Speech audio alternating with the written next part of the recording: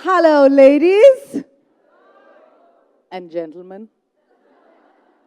I'm Radhika. I'm thrilled to be here. By the way, I got here in an Uber taxi today. A show of hands. I'm not going to pick on anyone. How many of you use Uber and Ola?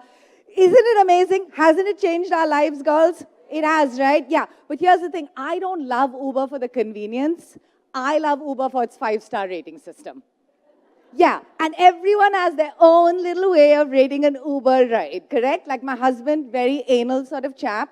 So God forbid the Uber driver takes a phone call while he's driving us. That's the end. 1 star. How dare he jeopardize my life? And then I have my girlfriends and like, guys, yeah, this Uber is too smelly. It's just smelling.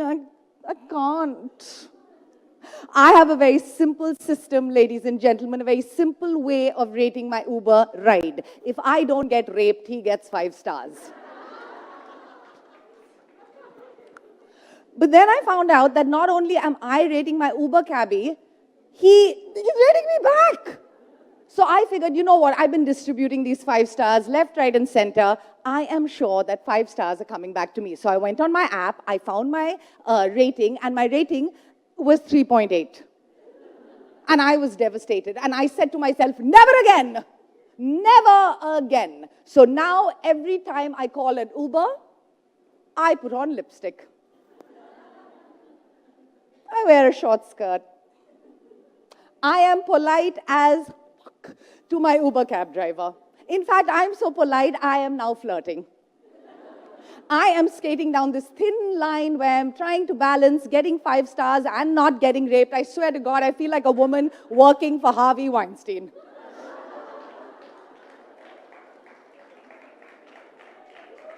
Harvey Weinstein. Thank God we live in India. This would never happen here. No, I kid.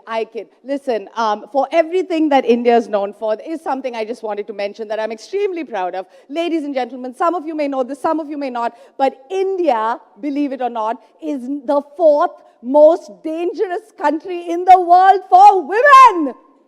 Number 4, and gentlemen, if you keep up your good work, we can soon be number 1. Afghanistan, my friends, watch your backs. We're coming for you. We're coming for you.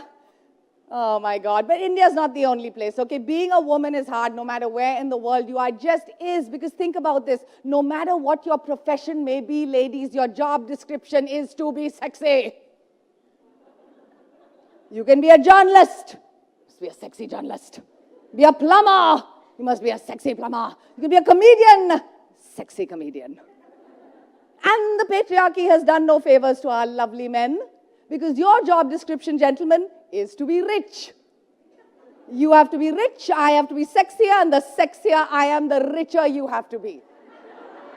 Oh yes, those are the rules. Don't look at me sideways. I didn't make them up. You people did, you men people. I've been reading some frightening statistics, which I'm pretty sure all of you are privy to. I heard and I read that the percentage of women in the workforce has actually gone down in the last 15 years.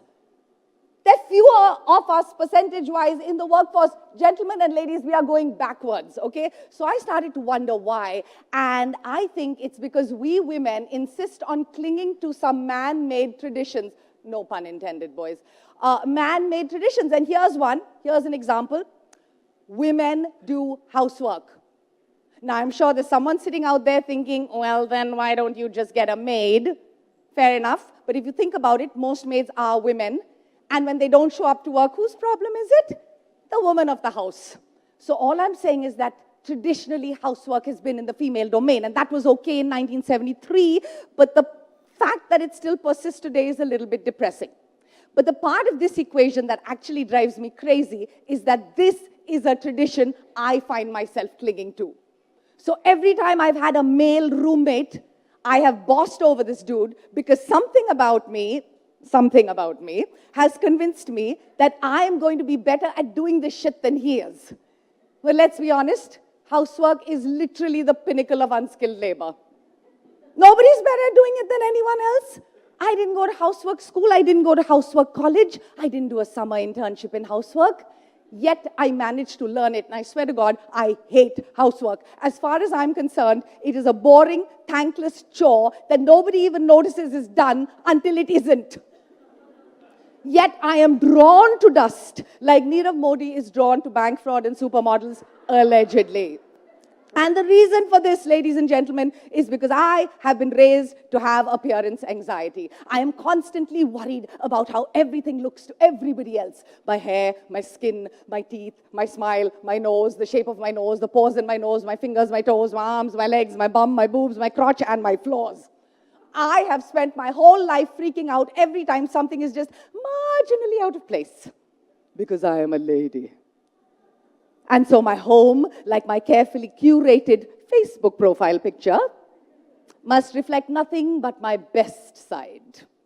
Now, my husband, on the other hand, you're not my husband, I'm just pointing at you because you're a man. My husband, on the other hand, could not give less of a shit about the state of our surroundings. And that's all right. He can be like that because, see, he's a guy. Oopsie daisy, a man interrupting a woman. On purpose, he's friends with my husband. I've completely forgotten. Oh, yes, this is what I was saying.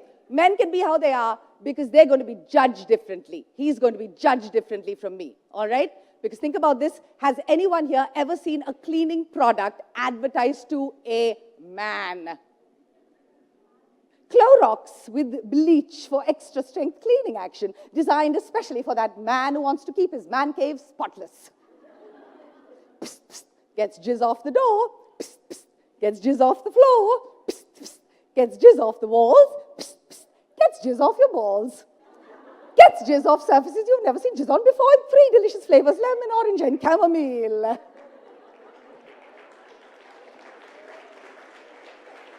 Now, I have 10 minutes, shut up, be quiet.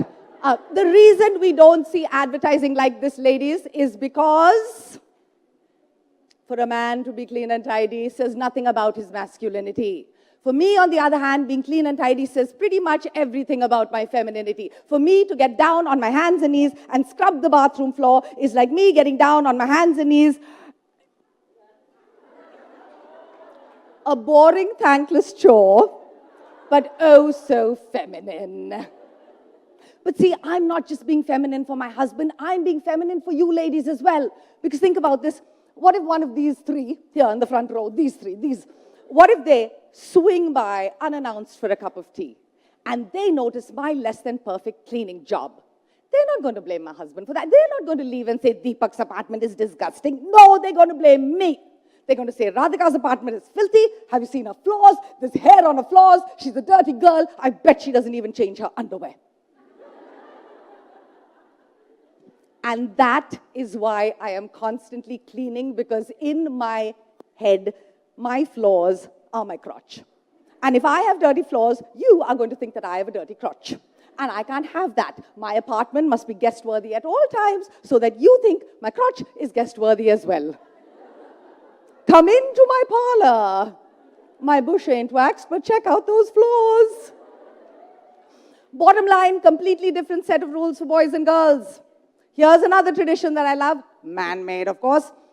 All women should want to have babies. All of us, regardless of our situations in life, must want to have a baby. Let me tell you something. I don't have one, but if I had one, I would want to be a dad. I would want to be a father. Because here's the thing. Think about this, okay? For any of these dudes to be called a bad parent, he has to go out of his way to screw it up. For a man to be called a bad dad, he has to beat his wife. He has to go to jail. He has to be addicted to alcohol. And even then, all of his friends are going to stand up and say, I grant you he was a terrible husband, but he was a wonderful father. In the meantime, for a woman to be called a bad mother, all she has to do is give that stupid little kid its cough medicine 5 minutes later than the prescribed time. Bad mother, negligent parent, child is going to die of a cough. And they tell you to have kids. Everyone tells us to have children, right? Radhika, you should definitely have a baby. It'll take your relationship to the next level. I'm sorry, my shitty low-level relationship isn't working out for you. I'm not clear how this baby thing's supposed to help me, but they tell us this, everyone tells us this. Have a baby, your life will improve. Have a baby, your husband will love you more. Have a baby, it is the best thing you can do as a woman. the best thing. Even my mother-in-law, beta, bachche ko paida kar lo, Deepak bhi settle down ho jayega. And I was thinking, hold up a second, lady. Your 45-year-old fat ass of a son isn't yet settled down. That's on you. You screwed up. I'm not having any babies. I didn't say that because I'm actually frightened of my Jat mother-in-law, but that's besides the point. I thought it. And by the way, if you're a married couple and you don't have a child, they will start to make some assumptions about you. And the first assumption they're going to make is that your husband must be gay. Or as we in India like to say, a gay. He is a gay. She is also gay. That is why there is no issue. It is an issueless marriage. And I just want to say in closing, ladies and gentlemen, but that my husband is not a gay, all right? Like all husbands, he can sometimes act like a bit of a gandu, but he's not a gay. That is my set, ladies and gentlemen. Thank you so much. Have fun. And I